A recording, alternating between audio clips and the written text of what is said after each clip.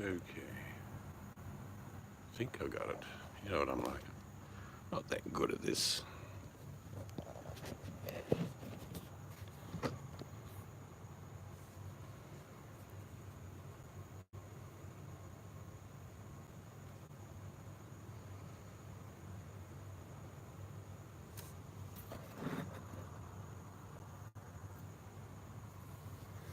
Evening, JP. How are you? I've been looking at a few bits of information about the flat earthers. You know, those people that believe in the flat earth. Quite interesting. But it has a few faults. So I'm interested if the title will attract any true believers in the flat earth theory. Mainly because I'm flying shortly. And if it is really flat, I expect to pay a lot less than circumnavigating the planet. 20 years ago, you never heard of this crap. No, you did actually. It was nowhere near as big as it is now, though. My goodness. It's enormous now. There are different flat earth societies all over the planet. They had a convention in 2000 and I think the beginning of 2017. And they actually have a division within the Flat Earth Society for scientific study. I kid you not, it's funded. There's a few names that I do know. I'm not going to mention them. Why not? But it really is a massive following. I mean, we're talking about some well-known celebrities, sports people, just normal people. One of the guys that leads some of the research and started a bit of a movement was a guy called Mark. Can't remember his first name. I'll leave the room for a sec.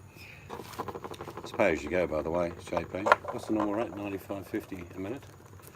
Seems fair. No. Mind you, it'll only be 30 seconds to be done. No. He's back now. 200 because I've got to pay for the accommodation in England. Yeah, that's one of the bits that sort of falls away, because if you've ever seen a map of the flat Earth, in theory, all around the edge is ice. Okay, but like you, I would suggest, okay, me and JP are going right to the edge and the ice. What do we encounter? Well, they actually believe we're in a dome. I don't know how high they believe the dome is, but it's got to be pretty high, because in their map it includes the sun and the earth. That's right, within the dome of the Flat Earth Society. If someone tells me differently, how I've read and looked at some of the information.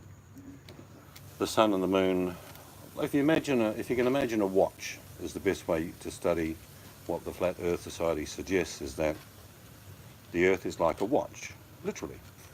And the sun and the moon go around that disc-type surface, given us day and night. It sort of falls down with some of the science experiments they've done, though, recently. And that is, they thought, well, what we'll do is we'll prove the Earth is flat by using high-powered lasers. And they found a flat stretch of land and water, so they could actually do this test. And that test, I think, was done late 2017. And you would suggest that over a certain distance, if the Earth is flat, the laser beam would be dead straight. Well, it didn't turn out that way. I've nothing against people believing in whatever they want to believe, but when the science says no, you know, they fired the laser and then the other reading wasn't level, there was a certain distance in height that was created due to, possibly, curvature. I've been up well over 40,000 feet in an aircraft, and the bit I saw definitely looks like it's got a round edge to it. It doesn't dismiss the flat earthers, of course, because they say, well, it's a disc. But they have some funny people involved. There was a Texan recently who was stopped firing a rocket that he wanted to get into, and he wanted to get to something like 14,000 feet. And he said he would prove the Earth was flat. Well, you don't see any curvature until you're up around 35,000 feet. So that was an exercise in futility. I'm happy to discuss if there's a flat earther here what they think and how they can explain it to us common people who've always believed that the earth is round, as is the moon. And the moon and the sun, in my imagination, isn't encapsulated in a large dome above us. I wonder where people sort of thought this way 1,000 years ago. Well, VMAC, I'm going to attach a tracking device to you. I want you to go underneath the flat earth, and I want you to broadcast live back to me, and I'll put it through my channel. I'll give you all, any income that's made, I'll give to you, VMAC, no problem. And you can, bit by bit, on the dark side, underneath the disc, you can explain what's there. Like, the biggest answer I could give anyone that does believe in the flat earth theory is that if you go back thousands of years, hang on, I've got to read JP, there's a channel that shoots from the satellite. Yes, I mean, the International Space Station actually broadcast the Earth, and in its all of its glory, you see the globe spinning, unless it's a hoax, a conspiracy by NASA and the International Space Station. But I've seen videos from just astronauts who have put on YouTube, you know, 20, 30 minutes of footage. And then you go past North America, Japan, Russia, and it's spinning in a round sphere. So they must have a very good camera. My question, my answer to the flat earthers is that, you know, your generations that you do know, your mother, your father, your grandfather, grandmother, and if you're really lucky, your great-grandmother and great-grandfather, if you're lucky. Now, they've been on the planet a very long time. And I would suggest, does it matter even if the earth was flat? You get my point. For the last, my generations in my family, I go back to my grandfather born in 1895, and I knew him, met him, and he never mentioned that he thought the earth was flat. And my parents never mentioned it was flat. They are very good, actually, VMAC. I enjoy some of the satellites' coverage. But my point, even if it's a conspiracy, and we are indeed encapsulated in a very large flat Earth with a dome on top, including the sun and the moon, is that, how's your life going? Is it all right? Whether the Earth is flat or spherical. How's it been for you? You know, the flat earthers don't believe that we're actually moving through space. The Earth does not spin on the Flat Earth Society's flat Earth at 1,000 kilometres per hour. Doesn't do that. A lot of the flat earthers will say if the Earth was moving at that fast, we'd all fall off. You know, like jumping out of a car at 1,000 kilometres an hour, or 600 mile an hour, that we would all fall over and get crushed and die. And there'd be a wind effect. Yeah, actually, that's where I was end up going, VMAC, because there are stories about, well, you go back to the 14th or 15th centuries where exploration was under a big way. Columbus was only one of them. There were many. Dirk Hartog. There's a whole list of them. Okay, there's a whole list of them. Now, they all thought, and so did the sailors on board, that if you went too far, you would actually fall off the Earth. But at no time in historical records does it suggest the Earth was flat, or to say you would fall off. So I presume that's what they were thinking, though, that the Earth was flat. But it didn't happen. They did discover Australia. Captain Cook did in 1770. And America was discovered in the 17th century as well. 16 something, you know what I mean. And when you think about previous nautical masters, well, you can talk about the Vikings, and they've been everywhere on this planet. The Dutch, been everywhere on this planet. Long time ago, on the west coast of where I live, in Australia, Western Australia, there are wrecks from the 15th and 16th century of Dutch ships. One of the famous ones in my old town where I used to live in Geraldton, just north of there, was found by a friend of mine called Max. I won't use his surname. Knew Max very well. He found the Batavia, which is 16 something, a really old ship, and he did find gold and he did find all the bits and pieces. No, there was no bodies, I believe. He didn't say he found any skeletal remains, but we have a lot of sharks off the west coast of Australia. Actually, there's Viking relics all over the world, VMAC. They probably were, for what they had to travel in, the most extraordinary race of people from that part of the world. And Vikings don't just come from one country, as most people know. There's in that whole Scandinavian area. They invaded London at one stage. Let's be honest, they went everywhere. And of course, the Vikings, till this day, still play a game in the United States. Sorry, bit flippant there, but they do, the Vikings. Yes, absolutely. Yep. We have museums in Western Australia that show the Dutch influence. Now, the story is the Dutch, like some modern day Americans, didn't like the idea they were getting eaten by sharks, crocodiles, spiders, snakes, and there was no rain in Western Australia. So for the Dutch, imagine where they live. Green pastures, dikes everywhere, plenty of water, and they come to Western Australia. They basically went, fuck that. Now, to give you an idea, while we know the Dutch actually, some of them settled here, shipwrecks if you like, up in Carnarvon, there's several families of Aboriginals. I'll get to that in a moment, JP Dykes. There were several families of Aboriginals with genetic red hair. I'm not making that up. It's not in normal DNA for Aboriginals to have red hair at all, but they do. And that is a genetic hand-me-down from Dutch shipwreckers who actually, were saved by the Aborigines. And the Aborigines do have a culture of looking after strangers, believe it or not. It's part of their culture. Yeah, they do. But, so for the flat earthers, who I can't see any of coming into the room, that's okay.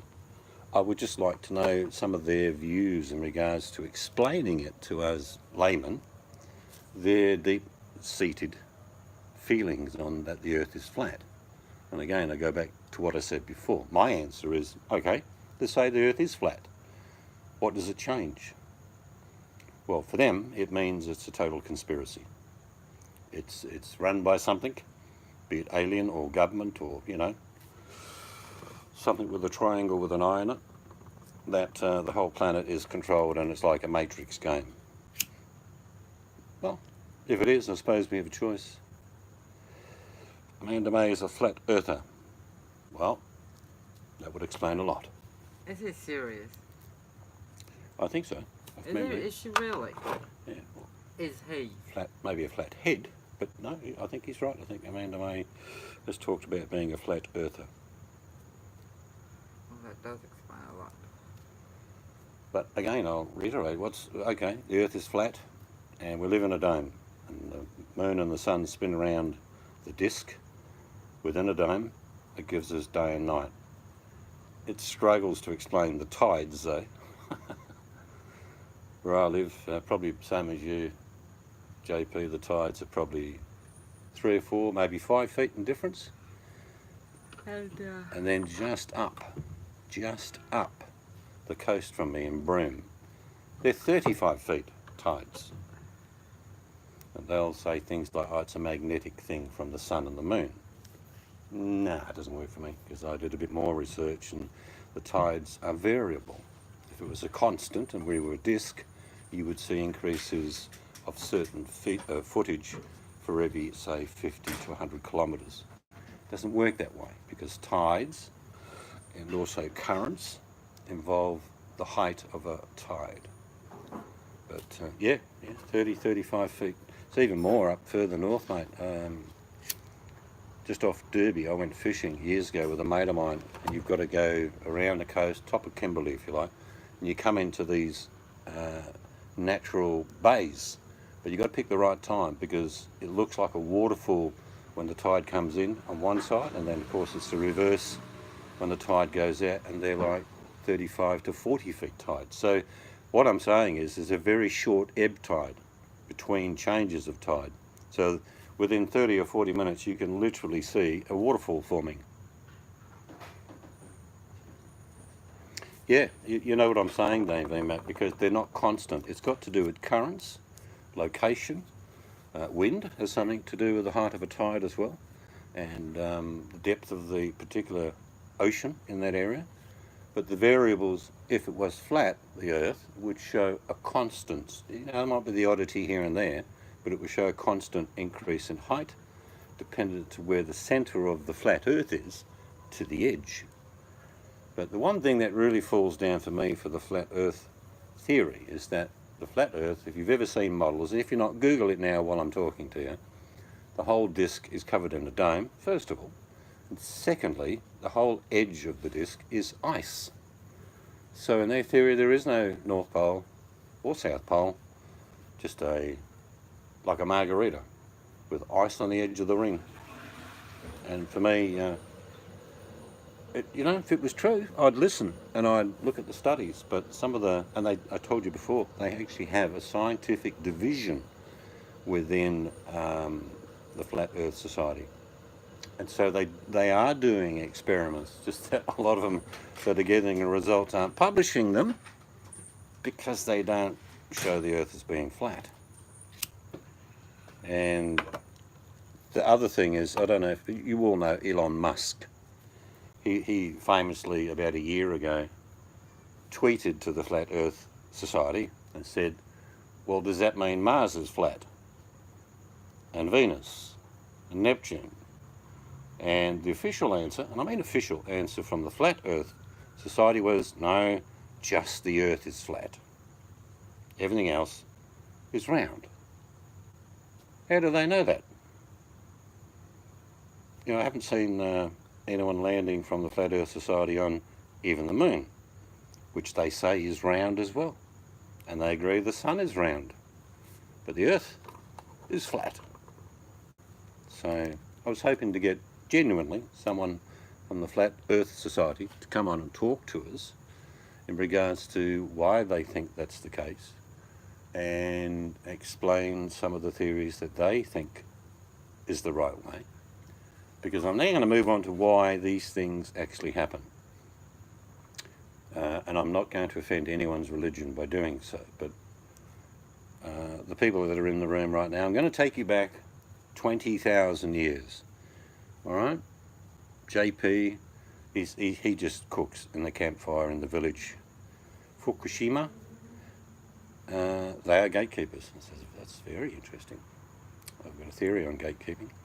But JP cooks. I, of course, being a masculine, huge beast, hunt barehanded, by hand on foot, many copious amounts of large rabbits. And all the women in the village help skin them, and then we eat, and we all gather around the fire at night time. And JP, who's doing the dishes, looks up and says, look, look. And there's a comet come across the horizon. It's magnificent. All the villagers in their leopard skin suits stand up and go, yes, JP, what do you think it is? And JP says, I think that's God. And you know, that village for another 1,000 years looked up to the sky most nights, and they saw large meteors, but they thought it was just an indication from God.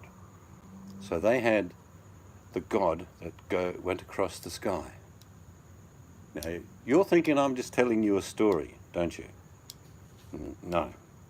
That's actually true, what I just told you. And it's also true about people in believing in the sun god, ancient Egyptians, Ra. You could go on and on and on. And then the zodiacs. There are 12 zodiacs. Even if we live on a flat earth, there are 12 zodiacs. And in most religions, there are 12 disciples.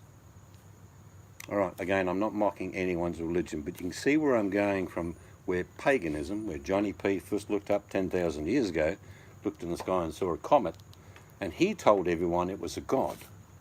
Of course, that made JP an instant shaman of the village, never had to work or wash or cook again, and all the young maidens were given to him as an offering to God.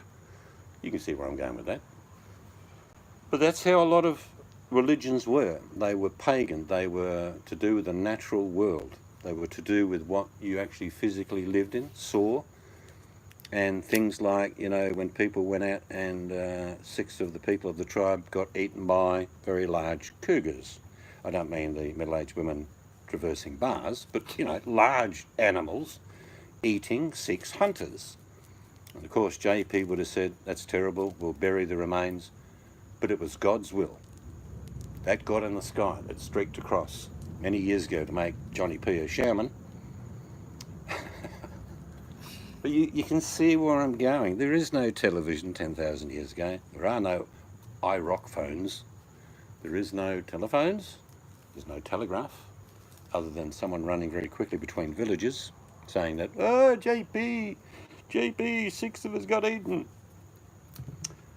But my point is that the flat earth theory follows just the story I told you again.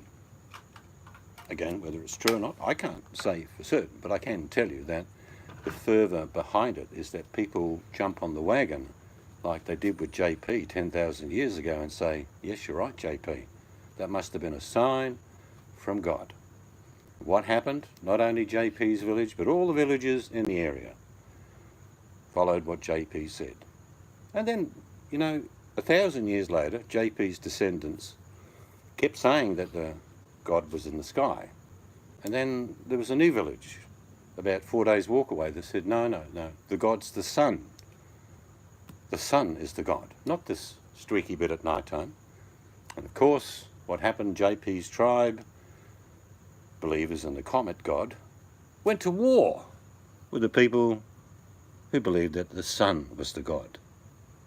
And again, I'm not making up the story. That's quite true. That happened many times.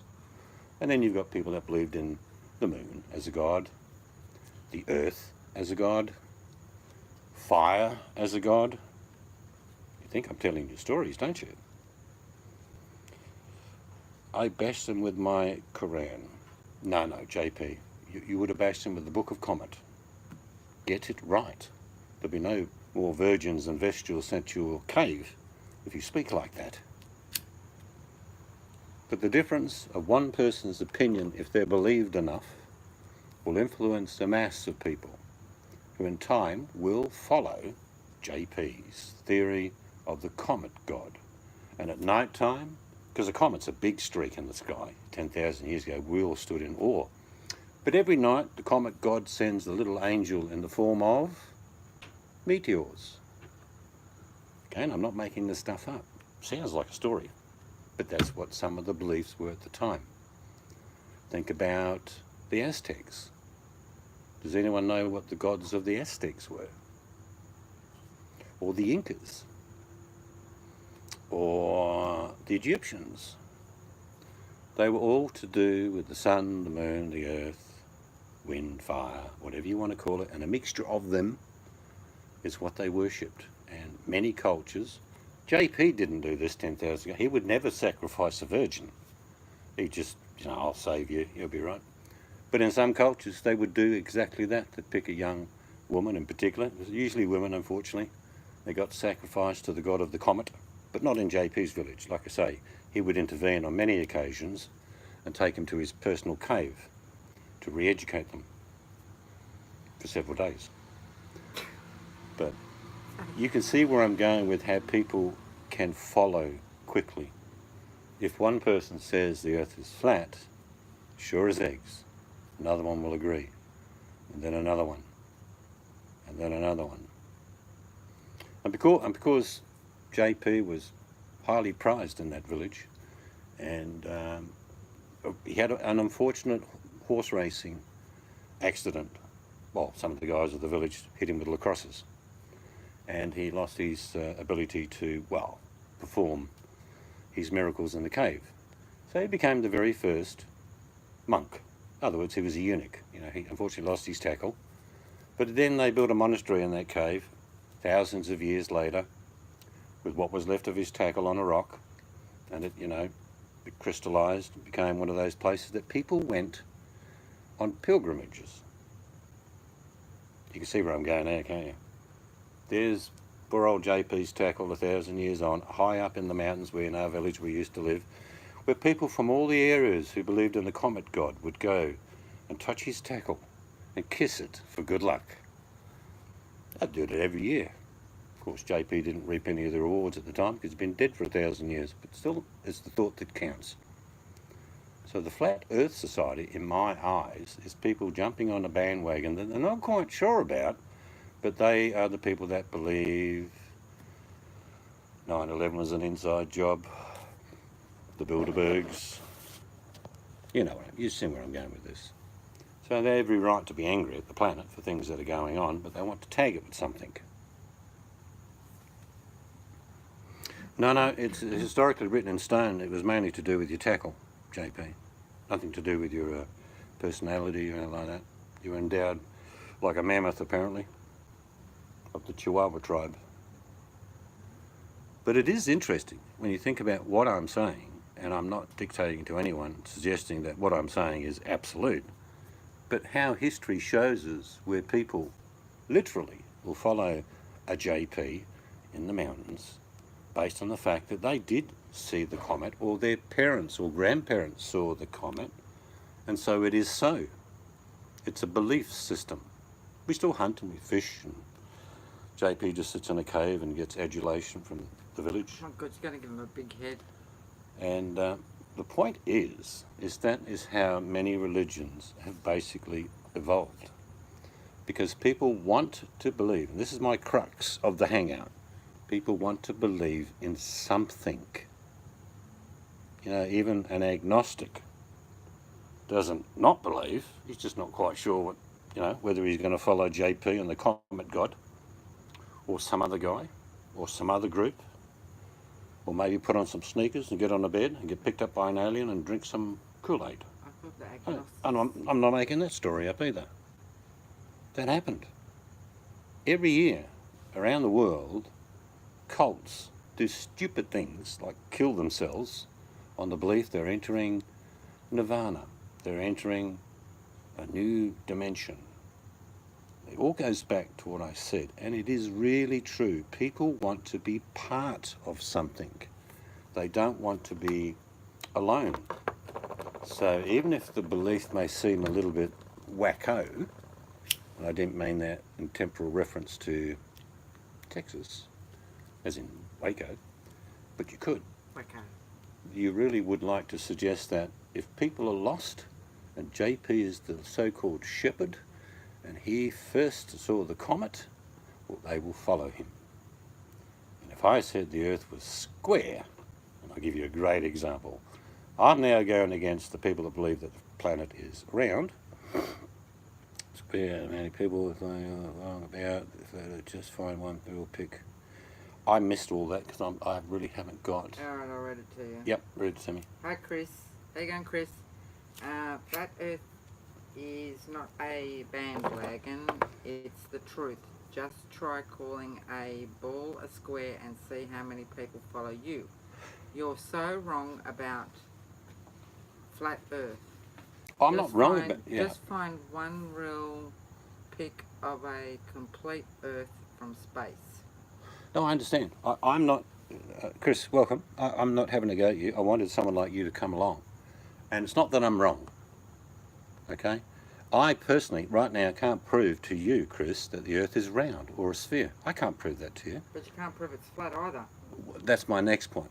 I mean, Chris, tell us how the Earth is flat and how it operates. Because most people believe the sun comes up and goes down because we're spinning and rotating that sun every 365 days. That's why we get seasons, because the axis changes. Doesn't really fit with me that the seasons could actually occur on a flat Earth. Did you read what? Can you I read know what that he's saying. verse? I know what Chris is saying because I've done a bit of research, and it boils down to Chris is saying that most of the information that we are given by people like NASA is forged. Am I right, Chris? And then JP, It's a conspiracy that any information about the Earth being a sphere is hidden to us. and then JP says, how can you find a pic of a complete Earth? It's only going to be one angle from where the pic is taken. Yes, it's a reference point only. I have been 40,000 feet in the air in an aircraft, and the Earth definitely has a roundness to it. All right?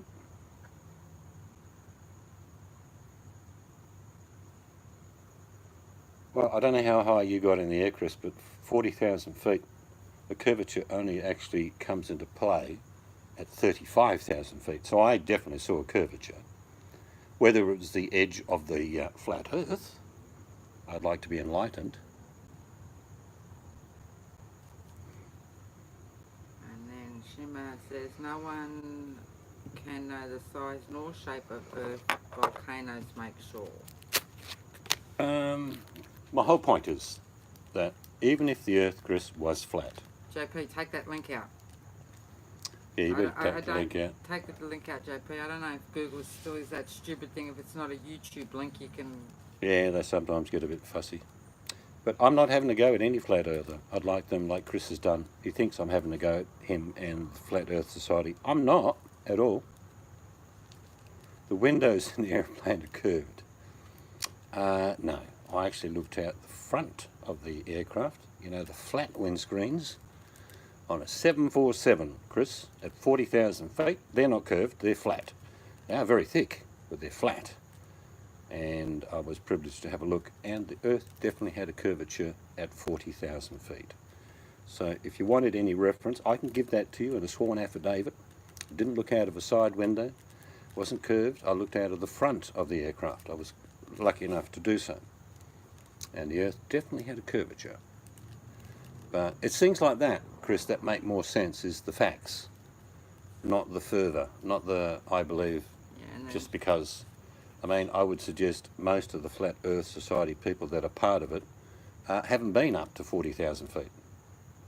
It'll be an interesting question, Chris, when you next go to a meeting, and they have some big meetings, trust me, is to ask people if they've been up to 40,000 feet.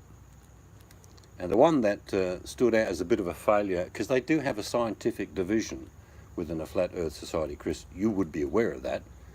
And in late 2017, they did the experiment with the laser, and it didn't work out well, because the distance that they did, based on science of the sphere, you know, the scientists that believe that the Earth is round, would suggest that the lasers would not line up.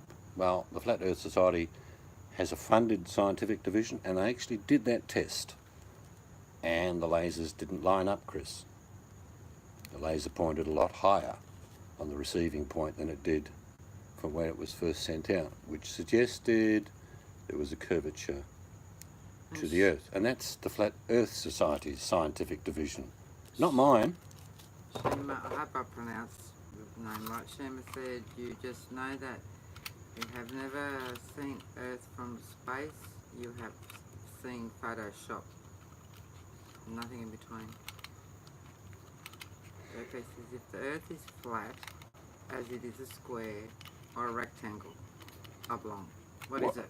Well, for me, you know, the real answer, and if Chris is still here, this is my answer, Chris. You've got your mother and father, hopefully, your grandfather and your grandmother, and if you're really lucky, Chris, you have your great-grandparents.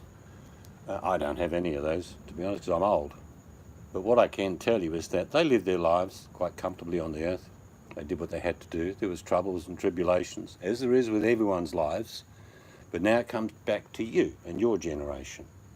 And I would suggest, even if the Earth is flat, not a sphere, how's it going for you? And I don't mean that in a cynical way at all. I mean, would it make any difference if the Earth, for you, was a sphere? It's not round, of course, it's spherical. But if the Earth was spherical and there is no flat Earth, is that still okay? Because I find the argument a little bit mute, because there isn't much scientific evidence to prove to the general layman that the Earth is round, and there's very little evidence to show the layman that the Earth is flat. It's called sphere. Sphere, S, P. Oh, I'm hopeless unless I'm writing it. Sphere. P-H-E-R. I don't know. I need a pen in my hand. I'm hopeless at spelling unless I've got a pen or I'm texting. Come on, Johnny, please. Sphere. Spell sphere. S-P-H-E-R-E, I think. I don't know how to spell it. So I don't have any argument with anyone that's involved with the belief that the earth is flat. Let me get that very clear. Hello, Nippy and Janie. It was S-P-H-E-R-E. Oh, that's right. Yeah, I did have it like that. Thanks, JP. Of course, if you really wanted to change anything on the planet, I'd change language to be phonetical, Yes, like me. not Spelling. you know, Do it. hidden words. Yes, a very good morning to you, Nippy. I haven't tortured you with any food videos today. I know how they keep you insomniac. Again, I don't have any argument with anyone that believes that the earth is flat, because the argument for the earth being spherical is that I, as a layman, don't get given any real tangible proof. So I can't really argue with people that believe the earth is flat. And although I've been up 40,000 feet and looked at the front of an aircraft, and it certainly had a curvature of, well, the disc of the flat earth or the disc of the sphere. Johnny P. Wright, Yep. and the argument, try convincing someone a ball is a square, doesn't stand up. You can hold the ball, you can sit a ball on the table and talk about it. And then Chris wrote, I've done a lot of research. The flat earth is very pertinent to our lives today. The globe and the infinite space devalues human significance and divine creation. You word things very well, but Yeah, I for mean, me, the please last don't bit use gets a too bit many- lost. Yeah. no, don't use too many big words because I can't pronounce them. Everything was good there until you got to the last bit there, Chris, the divine intervention, because that opens another can of worms. Nippy and Janie, it's a very deep discussion tonight. No, it's very light-hearted. I'm not attacking anyone, and No. I want to understand the process of the thoughts of But people who believe the earth is flat. I believe it's round. I'm with Johnny. It's like I could go out and say there's a tree, and you could disagree with me and say, but it's a blah blah tree, and I'm going to say no, it's this tree. Yeah, I went back and did a bit of a story about 10,000 years ago for those guys that weren't here at the start. JP was a legend in his own lunchtime. 10,000 years ago, JP watched a comet go across the sky. And JP just figured he'd call it God. And from there on, JP became the shaman of the village, and all the virgins were given his way as reward for his divinity. And basically the story led along the path that if one person can convince enough people, there's a belief system involved. And to believe the earth is spherical, or to believe the earth is flat, really has to be a belief. Because I've seen a few documentaries and read a fair bit of material about flat earthers, and some of the basic information is great, but some of the scientific information is very vague. And then Johnny wrote, if you're wondering why I'm reading it out, it's because Seeds can't read the small writing on his mobile phone. $1,500 phone. Yeah, and he I can't read the writing, so I have to read it for him. And Johnny P says, the flip side, what is the benefit of the human significance believing it's a flat earth? That's a good question for Chris. What is the significance to humanity if the earth is flat? And mate, I'm not attacking you. Don't think, I'm asking a very solid question there. What is the significance to humanity if the earth is indeed flat? That's what I wanted to know. Okay, Nippy and Johnny says, okay, here's a question. If the earth is flat, how is flying to a destination possible in any direction? Well, I'll tell you what, now you brought that up, Nippy, that's one of the main points of the Flat Earth Society. You know when you can go to a website and whatever it's called, 24 radar or something like that, you can track aircraft because they have a signal on every plane. And the Flat Earth Society says quite clearly that there are no planes going in the direction they should be going. Oh, that's right. All right, that's one of the main arguments of the Flat Earthers, that science tells us that's the case. I haven't looked into that, but I will do. But for me, I agree. I mean, if the Earth was flat, okay, there would be, and there's no rotation in the flat Earth, by the way, either. Okay, scientists who tell us and taught us that the Earth moves at 1,000 kilometres an hour, 600 mile an hour. That's how the Earth spins. In the flat Earth theory, there is no movement. Okay, because the Earth and the Moon are within a dome of the Earth. So we have our own, if you like, the Flat Earth Society believes in its own universe. Chris says, when you realise the Earth is flat inside a dome, the first question you have to ask is, who made the dome? That's the question they don't want sheeple asking. Well, when we get to the word sheeple, that enlightens me a little bit. The question would be, what would be the purpose of doing that? Whoever is doing it, Chris, what do you think is the reason that this is a alien or man-made structure that we live on, and for what purpose are we living on a flat Earth with a dome? What is the end game, Chris? What do flat earthers believe is the end game? Is it just a continuous of control? That last bit, and Chris says that would lead them to a god. Well, Chris, that argument falls flat on its face, because there is the spherical community and there is the flat Earth community, but there are over 3,500 religions on this planet. How did that work out? What was that movie where he lived every day the same, and then it was a dome, then he walked through? I don't know. Oh yeah, that was Truman with Jim Carrey, I think. Johnny P says, try telling Robin Knox Johnson, the first person to sail around the globe, that the Earth is flat. Well, actually, Sir Francis Drake did that first. Now, come on, Johnny knows his history. Well, the bit that there's some basic things, Nippy, that for me sort of don't add up. You know, on the flat Earth theory, the disc covers the Earth, and I'm a bit wary about that one. But the major bit is that on the edge of all around the disc, there's ice. Now, my question, there are two. Why is there ice on the disc, on the edge? What do you mean, all around the edge? Like a margarita. On the flat Earth plan, you have ice going all around, not a north and south pole. Oh, okay, well, I never even thought about that. Yep, To me, so- there's a north and a south pole. I've seen videos. People have shown me where Well, they live. yeah, even our compass. I mean, the question about why does the compass point north? Oh, okay, Johnny, you Googled it. Stop cheating. I say, there is no argument from me, as a layman who lives with his feet firmly planted on the Earth. I can't give you any evidence that the Earth is spherical. I can't do that. Science tells me what they tell me, and the evidence that you see, you believe.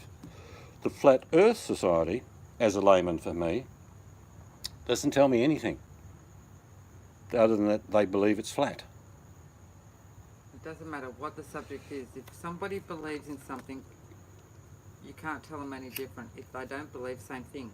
You can't tell them any different. Do you know the bit that for me stands out, and I'm not mocking the Flat Earthers, but does everyone remember the Monty Python scene where John Cleese and a group of them stopped Haha, nippy. because, what's the name, Graham lost his sandal. He was running away from the crowd. I'm not the Messiah, I'm not the Messiah. Well, picking up the sandal, one of them said, we shall follow the sandal. And then someone held up a gourd saying, no, forget the sandal, we'll follow the gourd. Very much like that. What I said about the story of JP 10,000 years ago watching a comet go across the sky. People will make things up, and because they say what they say, they literally, like the Life of Brian, will either follow the gourd, that's it, Nippy, Life of Brian, or they'll follow the sandal. Shema said, Australia is upside down to your land. From fake space, it fixes itself when you arrive. See, one thing that isn't fake, and I've driven all across my country, and I can prove it because my speedometer tells me, that Australia, if you picked it up, whether the Earth is flat or spherical, and you could pick it up and put it over the top of North America, we'd cover it. We're about the same size. Yet, a lot of maps show Australia as a little tiny thing down here, and North America is a bloody great big thing. That's perception. And there are particularly some strange people who ask for money online who lay in beds who thought for one moment Australia was on the southern tip of Florida. So people will believe anything is what I'm saying. But to convince the masses in our modern age, you see it, I brainwashed all those years from the same folk that tell you you live on spinning ball. No, I'm not brainwashed. I'm asking you to give me the evidence for me to think otherwise. There's a huge difference. You shouldn't attack me. I'm not following the sandal or the gourd. I'm asking you to tell me as a layman, tell me why the Earth isn't spherical. Actually, sorry, I'm a bit confused, Shim, and I apologise if I'm not saying your name Can I have a correct. look at his name and I'll tell you? Well, I'm just saying No, just his name. I'm saying the second bit because the first bit, I think I don't want Oh, to it's say it. Fukushima, as in Oh, the Shima, okay. as in the nuclear meltdown. Shima, okay. I'm a bit confused. You don't have to answer if you don't want to, but do you believe the Earth is flat or do you believe it's round? With that last statement, I'm confused what you believe. I am attacking. I'm not attacking. I'm telling you why you know you are not on a flat. Oh, I see. Like now, for me, because I've been up 40,000 feet for Fukushima, I can tell you honestly that looking at the front where the pilots are, I was fortunate enough to do so. The Earth had a definite curve, no question.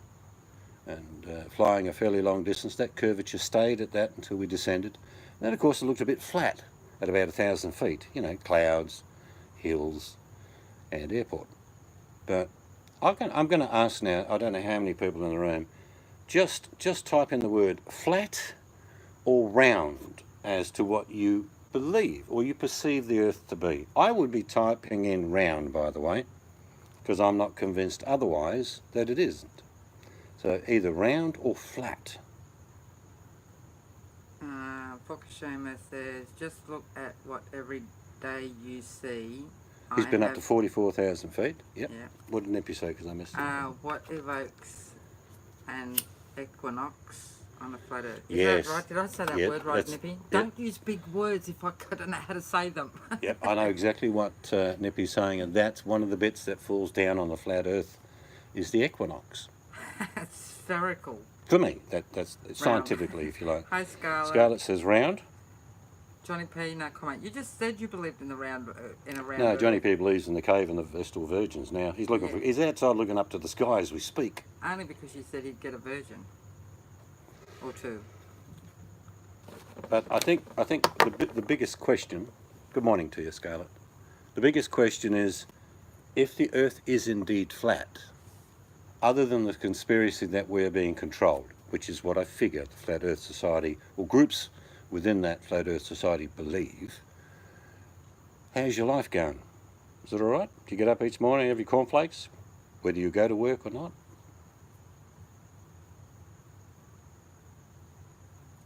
What was the question? What did you say? Johnny P's walking the street. Water is a very interesting thing because due to the magnetic pull of the moon, like a little teardrop, wherever the moon is in conjunction to the Earth, tides can be higher. Has conjunction to do with depth of the ocean, has to do with currents. But what it can't be denied is that during high tides, in conjunction with the full moon, in a certain area, you can have what they call king tides. They're facts. They're not fiction. I've seen king tides, Did you 8 read- 10 feet higher. Alright, I'll just catch up on the messages. Right. Fukushima says, we can't explain what nature does on Earth, but you must know by now your water is level. That's a good sign. You're level. Then Johnny P says, the walking. Nippy says, you can stand an egg on end. You can stand an egg on end twice a year for that to happen. The Earth has to be severe. Chris says, have you considered this Earth is a proving ground? So then we go beyond. I see. And it's run by the fallen 200 angels that runs the 200 countries on the flat plane. What? What? No, I actually know what he's talking about, Chris. What I could answer that with is whether the Earth was flat or a sphere. The story that you just told could be relevant. Fallen angels could be on a spherical planet or a flat Earth. It wouldn't matter because I do understand what you're talking about. It doesn't mean that the Earth has to be flat and the conspiracy is now even higher, but the 200 fallen angels are amongst us. Because it wouldn't matter, Chris, whether it was spherical or flat.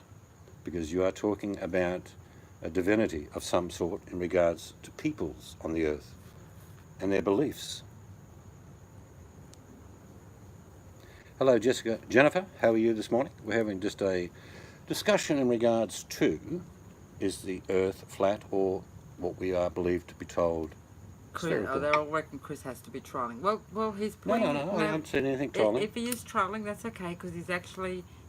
we're having a different opinion, or your viewpoint, or he's bringing across his viewpoint and chucking... No, I don't. chucking some things in the argument. In Chris's which is defence, okay. I haven't seen, other than his first comment saying I'm a bit foolish in what I'm saying. I'm not.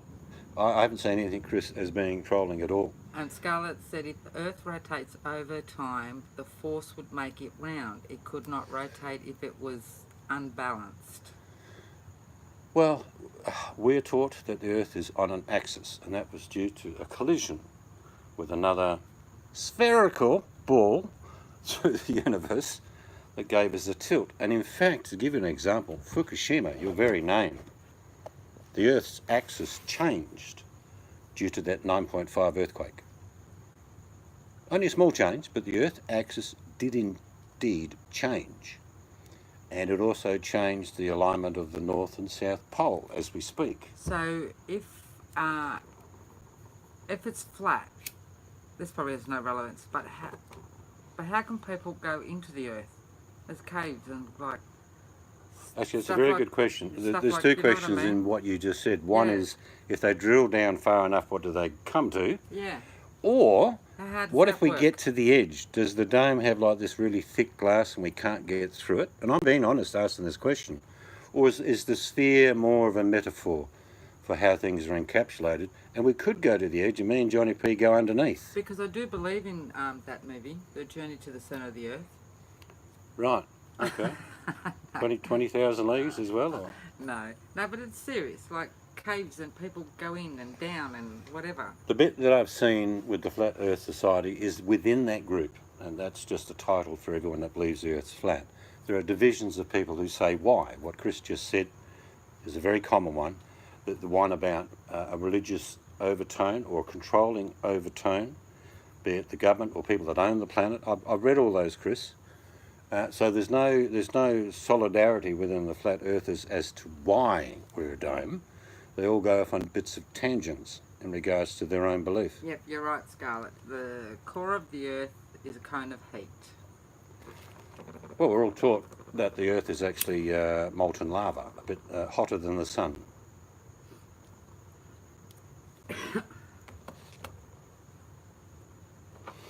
Scarlett says, sure you do, Mrs. Eads. Oh, I wrote that. I don't know what I'm talking about.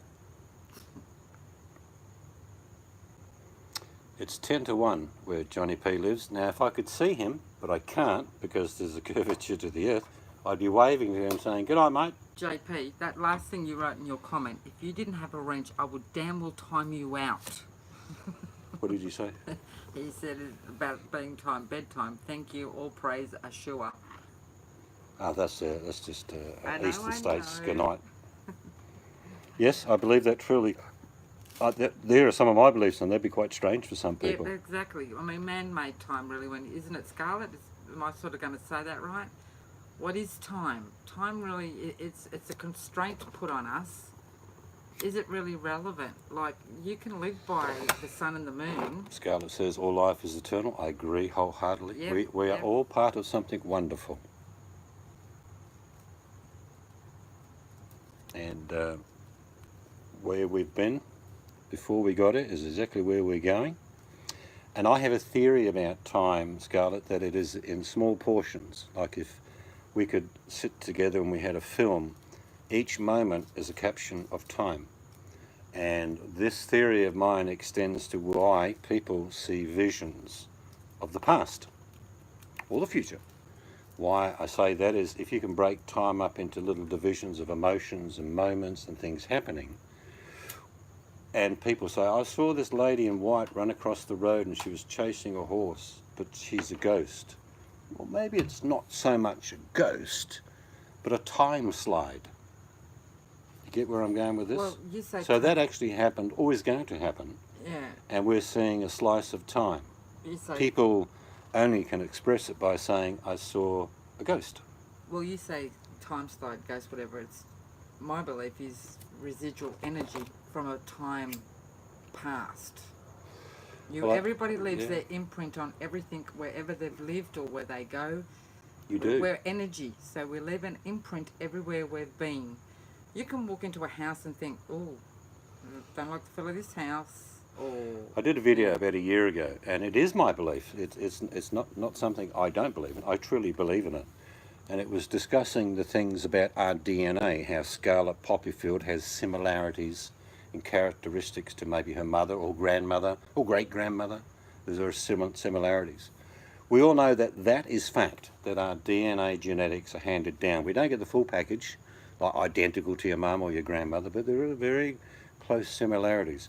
Well, my belief is that that's a fact for sure, but I believe we actually carry DNA memory genetics, where you'll be sitting somewhere, and you've all done this. You go to a different country and you'll sit on a porch and you'll have a coffee and say, I don't know why I get this feeling, but I've seen this before. But you know in your physical body that you've never been there before.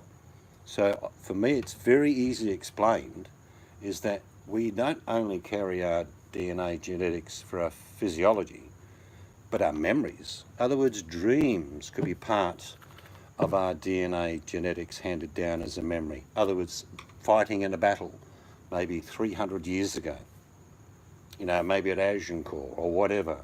So for me, it's very logical. I mean, our DNA is handed down to us in a package.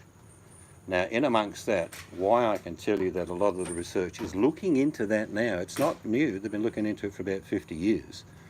Because there are things that small children say that don't make any sense in the lives of their parents. And yet, when they look and investigate it, the dreams or the things they say they have seen occurred in their family 5, 6 generations ago by someone fighting in the Union War.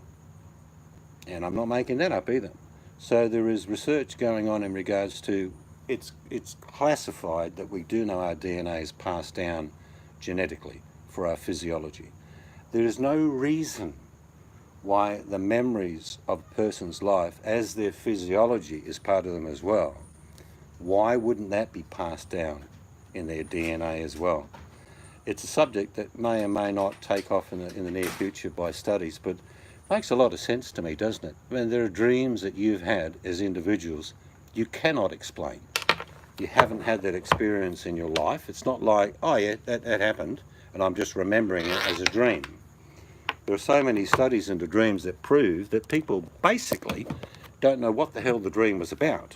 But then people will do research into their family history, and absolutely, some of their family members were on board a particular sailing ship in the 15th century, and that dream of drowning actually happened. So you can't deny that that's not coincidence. Yeah, exactly where I was going to go to, the phobia, the fear of, say, water, Nippy. If in fact your DNA memory for several generations was sailors drowning.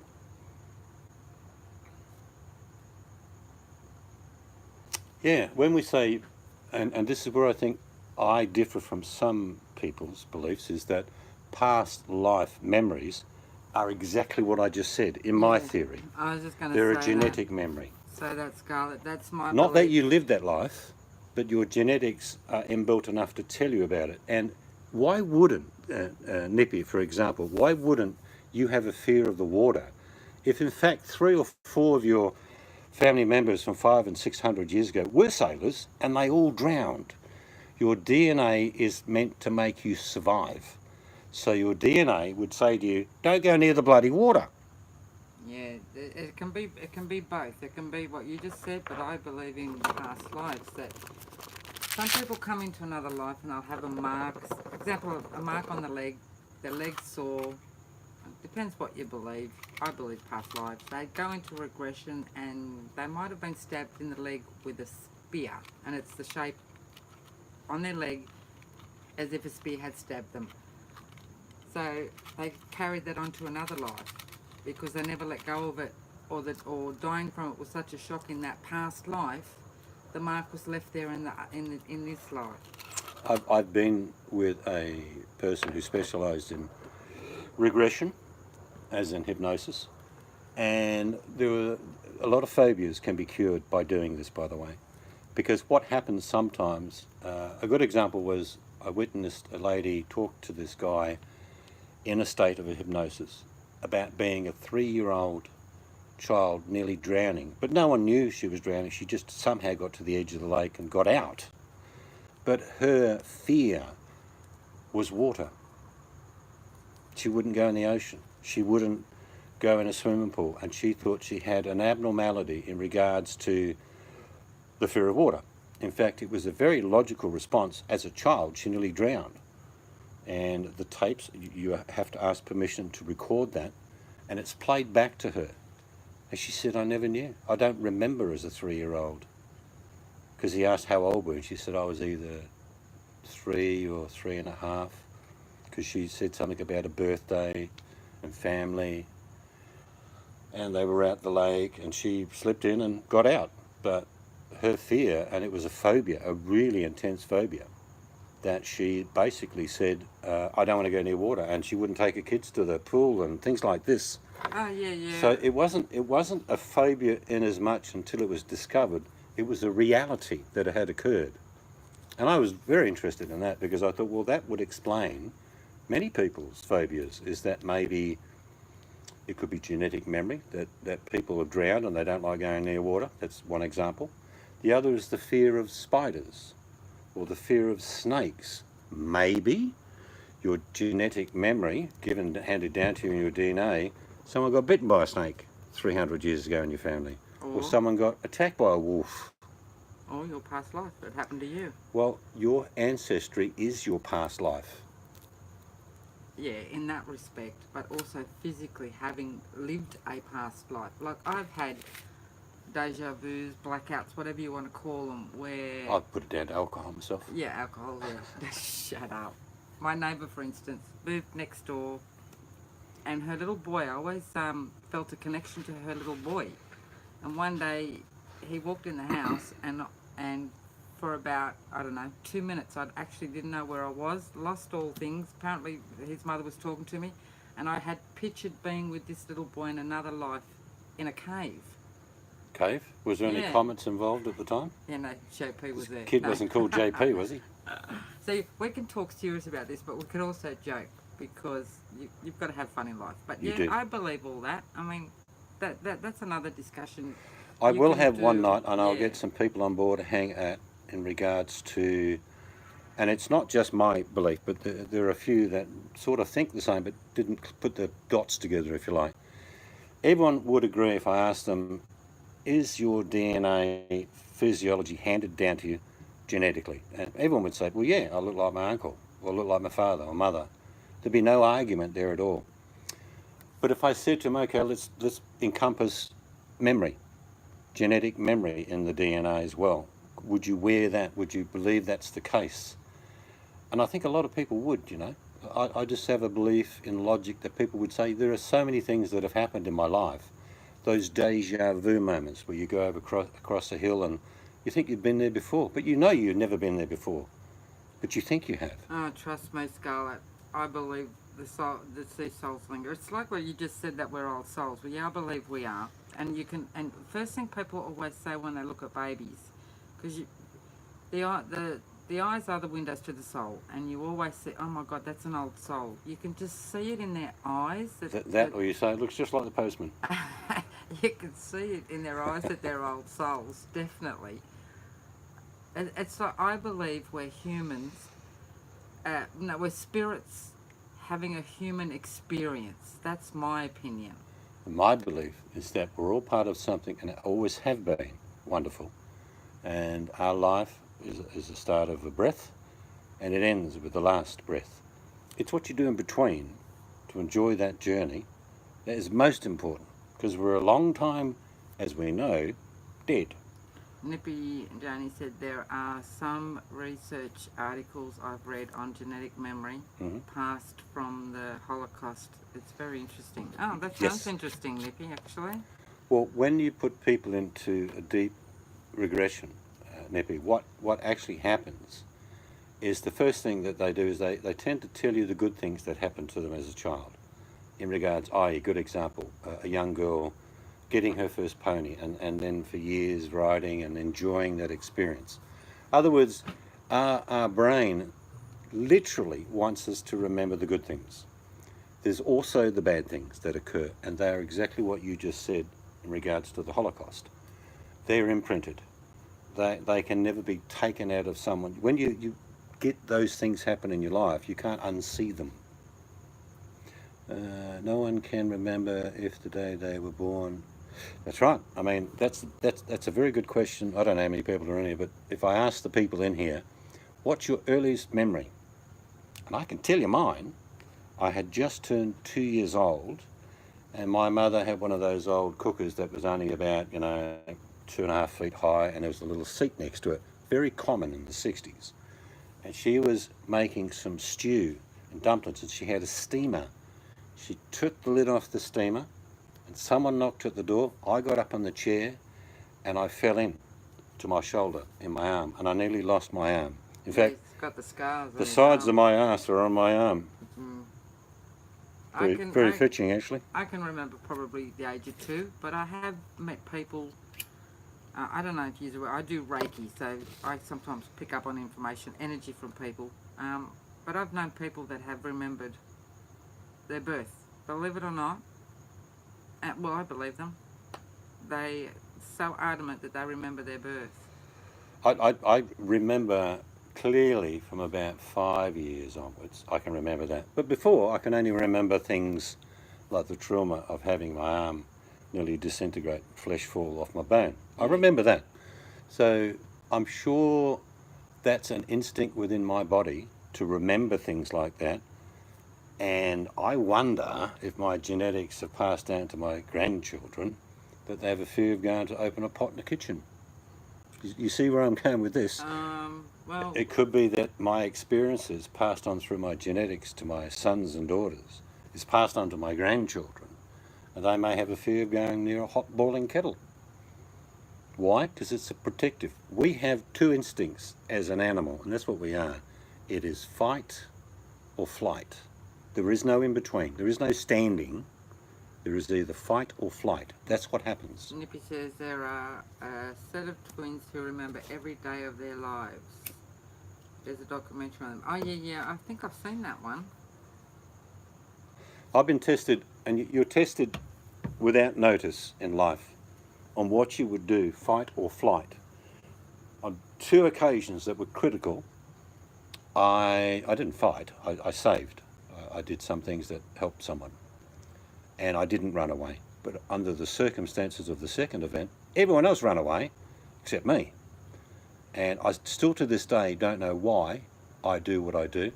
But if you saw, I'll give you an example, if any of you are walking down a pier and a young child's by herself and fell into the ocean, one of you are going to jump in. One of you are going to run to get the police or an ambulance or something. That's instinct. Or someone else will yell, help, help. We either run away or we help. That's the only 2 options. A lot of people won't stand if an explosion goes off. They'll run away or they'll go and find out what bloody happened. Is someone injured? Yes, that's very true. Autobiographical memory. That is dead true. But I'd love to have a discussion with people if they thought that their memory genetics were handed down along with their physiological genetics from their ancestors. Because they are echoes from our ancestors. Memories, dreams, phobias, fear of water, fire. Because things may have happened through the genetic line. Like as David Attenborough or Charles Darwin would tell you about evolution, the fittest survive. So why wouldn't you in your DNA hand down the warning tools to be wary of water or fire? I don't know, Scarlett and Nippy, have you ever heard of an author called Betty Shine? Have either of you heard of Betty Shine? She writes books. She's done books. She's dead now, but she's done books on mind energy. It's very interesting what her books actually. I tell you, the most powerful physical energy that anyone ever has is when 2 people's eyes meet. You can read body language incredibly through someone's eyes. You can see if they're nervous, excited, They like you, they don't like you. Their opinions can be expressed non-verbally because we as an animal can pick up and sense, if you like, people would Energy. call it vibes. Energy, I call it. Oh, okay. Well, her name's Betty Shine, and I'm talking like she's been dead for a long time. I've got all her books. One of them's called Mind Energy. She's got a sort of a series on it, and because she says things like you can project your mind, whatever. Not mind reading, not SP. She's just very interesting if you can ever come across her books. It's like the title of this hangout. It was to do with flat earthers, and I was genuine. I wanted, and we got one guy called Chris come up, and I think he got a bit fired up at first, but he realised I wasn't having a go at him. I wanted explanations to be given, and not just a belief, because the belief can occur, as it has done in centuries past, over physical things that happen on the planet. Comet, volcano erupting. You know, there are many villages, I'm sure, thousands of years ago, if a volcano erupted, they call it a god of some sort. The god's angry with me. You see where I'm going with this? Because it's a logical response to a physical happening. And that's why there are thousands of years of sun gods and all different types of gods based on natural events. But I wasn't knocking anyone from the Flat Earth Society. I wanted them to explain why.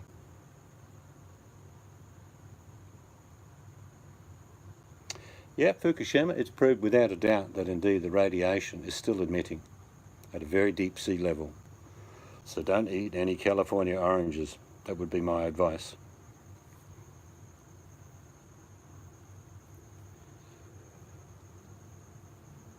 A bluebird. Oh, that's good luck, Scarlett. What are you feeding him? We get birds all over the place here. We love them. I love nature. At any given time in the morning here, there are kookaburras, crows, parrots, you name it, they're here. Well, that's... But Yeah, happiness and good luck. They're very cute. I think any animal brings joy, even a dangerous one, as long as you're not in its way, is fascinating to look at for sure. I used to do a lot of diving and would swim with all sorts of animals, sharks included. Sharks are a bit like, for me, they're like dogs. They're curious. You're not normally in their environment, and it is their environment, and that's why from time to time they decide to eat one of us.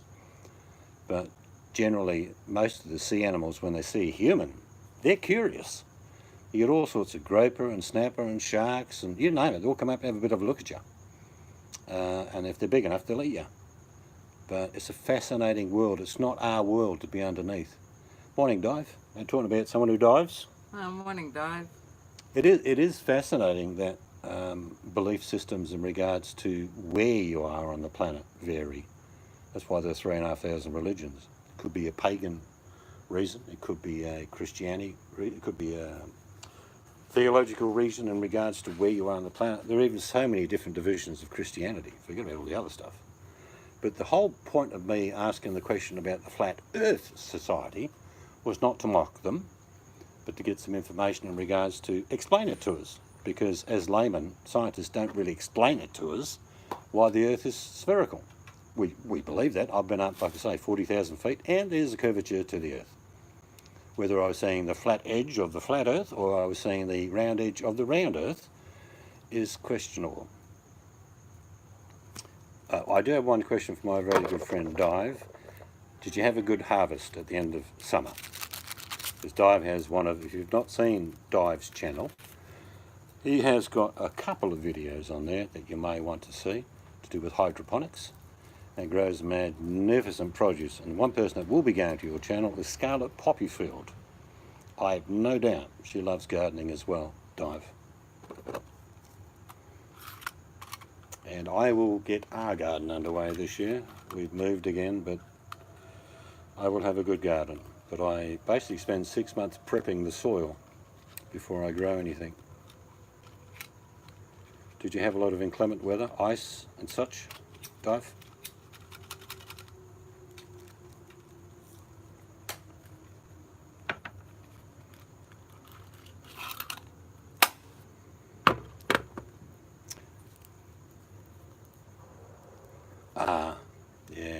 Yeah, that is the one catalyst for destruction is heat. Okay, plants can only take, they can take a couple of days of it being really nasty and hot, but if you can't open up the greenhouse and you can't protect them, you can't cover it with the tarp because you're still keeping all the heat in, it's catch-22. Plants are pretty forgiving. They'll take a light frost. Okay, Scarlett. They won't take a lot of heat. So, Di, You're listening, but you're going to have a shower. Well, Yes. whatever you do, Scarlett, don't put your camera on. Di, why didn't Oh, you... they will disagree, but it would be a bit embarrassing Di, why didn't you take them out of the greenhouse, Di? because the setup is a huge setup. It's anything over 43 degrees for more than a day starts causing irreparable damage. Yeah, and I bet the first thing you do was did some heavy pruning. I'm sure you went down that path trying to save them. But in the end, if the plant is under so much stress, it will die. Yeah. Oh, 50 cell, yeah, in the greenhouse would have been hotter. Dive is a murderer of plants. Yeah, it's huge, the greenhouse. I could have heard all those plants screaming. No, well, he wouldn't have killed them on purpose, trust me. I know. There is only one alternative, and that is to have some sort of structure you can pull over the top to take direct sunlight away, or you open it all up. But if you're having that incredibly hot weather in Canada, the genetics of the plant doesn't expect it. Yes, they rapidly blossom, and usually you lose a lot of blossom before they even fruit during the heat. We get that here. We have days touching 50 degrees.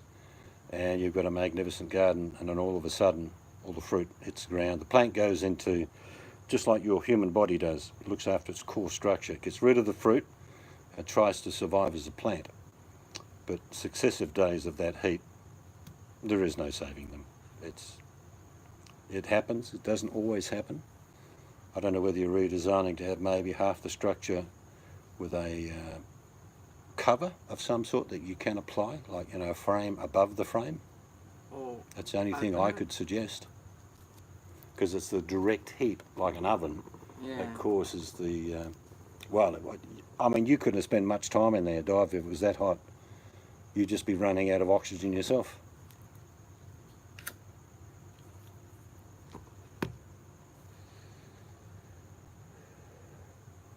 Yeah, no, the videos I've seen of what you did was superb. That was very high class in regards to production. And I'm sure that you'll repeat that. No, you couldn't. It would kill you, literally. Did you tell Dive our change of plans for holidays? Oh, no. We're not actually coming to the US until later this year, Dive. What we've done is we felt we were going to be rushing Europe and the US, so we're going to extend our European tour. It's a book signing tour by me, of course, but you'd need to bring your own book. And pen. And pen. And then we're going to spend more time in Canada and US at the end of the year. We just felt that we were pushing too much into 6 to 8 weeks, you know what I mean? So we're spending longer in Europe, coming home, we're adding on additions to this home that we've got, and then near the end of there we'll come over and see you. So sure. this first trip in April will be England and Germany. Yep. Well, we'll definitely tell you when we're coming there, and looking forward to it. I've actually got relatives in Canada. Vacation. Yeah, I'm looking at probably spending 3 or 4 days with you if we could manage that sometime. Like, I don't know, there's not much we can do at your property except relax, which I'm more than happy to do. But maybe you want to show us a few things in your local area. I certainly don't want you to drive me to Quebec, though we are going there. I watched your video for many, many years ago, and I fell in love with the architecture and did some more research. We're definitely going to Quebec, definitely. Well, I was hoping October. Yeah. Because I'd like to go to Salem for Halloween, Dive. Well, you're starting to get into cool weather, but if we went to Canada first, yeah, and then went to the US. Yeah, I can just see. He says there'll be plenty to do. He'll have me in the fucking greenhouse. You want to dig this, put that. Yep. And I'll be sitting on the deck having a wine. Looking forward to it. Yep, and hopefully one day we get you and your good missus to come out to Australia, and I'll show you my swimming pool. It's not there yet at the moment. I'm looking at where it's going to be, but it's not there at the moment.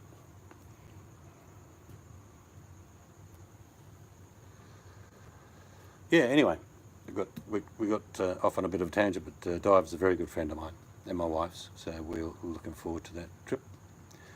It will bring a bottle of my wife's very fine wine. She likes a good red too.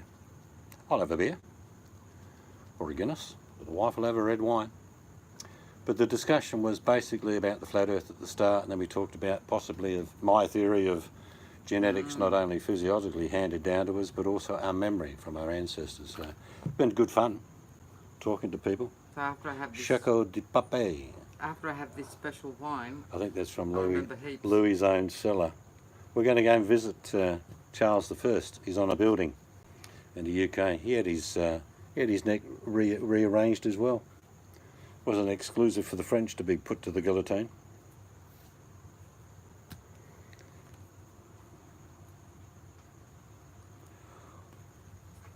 All right, it's getting a bit late for us here. What is the time? I don't know. No. I can't read that. Can't read that? 20 past 10. 20 past 10. And we're probably going to bed shortly. So it's been good. I thank all the people that did come. I only saw one flat earther, but he said some stuff. But I'd be interested to know if people actually would do a hangout and explain to what their theories are in regards to why they believe Earth is flat without tying in many conspiracies. I would love to stick to the Dive, physiology. You can give Dive another 10 minutes. He arrives always too late. All right, you get 10 minutes, Dive. There you go. 15, 20.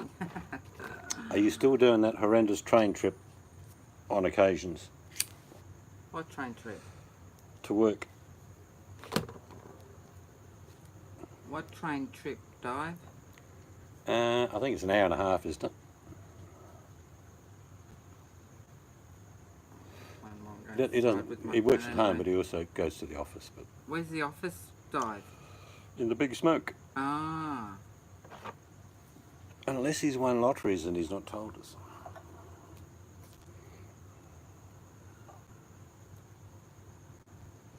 Earth is not flat or round. It is donut with coconut sprinkles. Well, I mean, I can't deny that theory because I haven't been high enough to see the sprinkles. Oh my god, I want one now, Dive. I want a donut with chocolate and coconut on it. Did you have to say that? She wants to eat now because we both went to the dentist today, and other than the obvious pain of the wallet, we both had fillings, so we haven't eaten. So I can see a donut No. coming up shortly. I'll have to go and buy donuts tomorrow and chocolate stuff and coconut and make myself one. I'll film that. It'll be Dive's recipe. Oh, just updating Dive. We have now, Dive, we haven't changed the kids, we've got 5 kids, but we've got 8 grandchildren now. 8. How many grandchildren have you got now, Dive? And he's going to tell you, I've only got the one. It's called a rabbit. Maple syrup. Yum. Yes, We- 8 grandchildren. Yes, 8. And there's talk of more. I'll probably get named a province after me shortly if we go into the 30 or 40 grandchildren. Dive knew we went to Sydney for 6 months. Dive, did you know? Yes. Oh, he did. Yeah. You knew that we went to Sydney to look after the wife's mum until she passed. I think I told Dive that. That was good. She was home most of the time. Did what she had to do. And I would encourage more people, if you can help people in your family that in need and in the time that they require you to be there, is to make the extra effort to do so.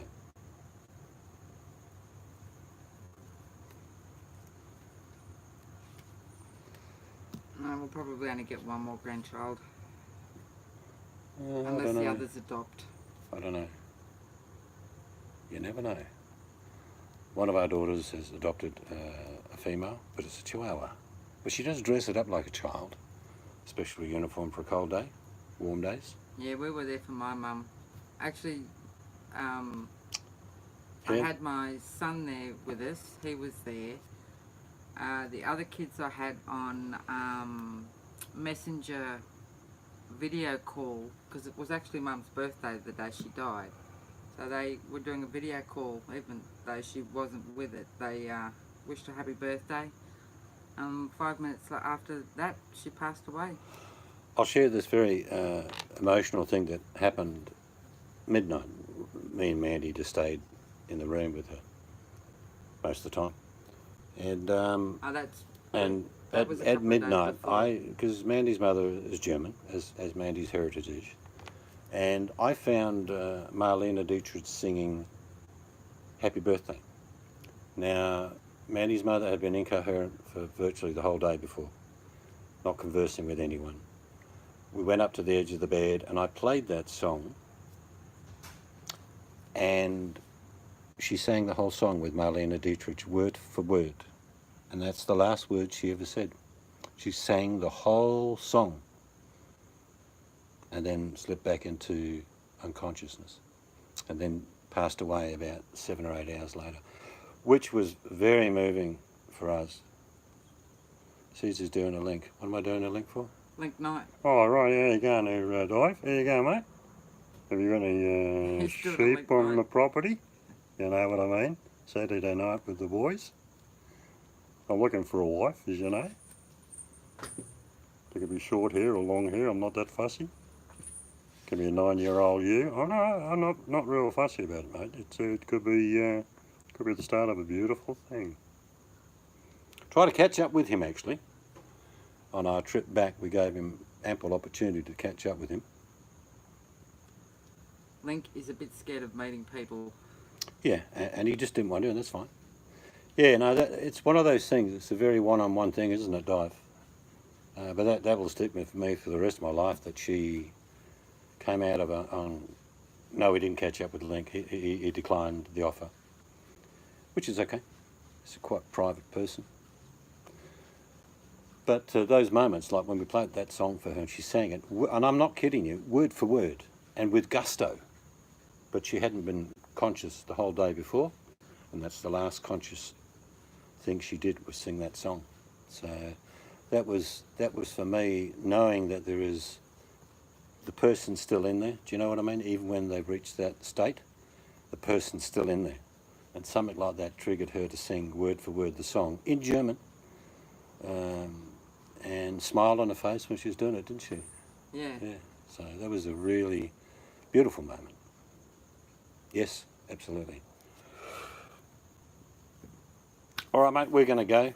We'll have to try and catch up a little bit more often. Scarlett, are you in the shower? Can you hear us? Scarlett, Don't forget to dry behind your ears. you dropped the soap. She's desperately trying to wipe her hands now to reply saying, get stuff, seeds. No, it's been good. I would love to have more discussions like this, where we just generalise, talk about things that interest us, instead of some of the nonsense that goes on down here every day. I mean, you can just wake up.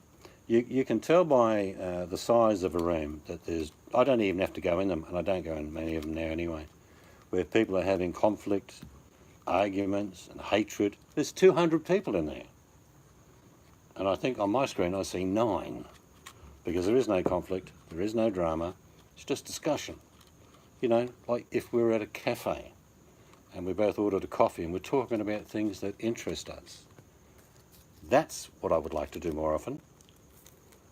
There's plenty of e-beggars down here that annoy me. Trust me, I have a big history of that, of being annoyed. But the truth is, they don't get a lot of my time anymore. Yes, I've always known Dive as being a master of debate. You got that? Yes. Oh, it's being cheeky again, Di. All right, good people, I've enjoyed it. Catching up with a few friends and having a bit of a chat and getting a surprise visit from my very good friend, close friend Dive. I know, you're definitely a masturbator. And on that note, thank you if you have been and you've been part of the discussion, or if you're just listening in the background, wondering why these crazy people are talking.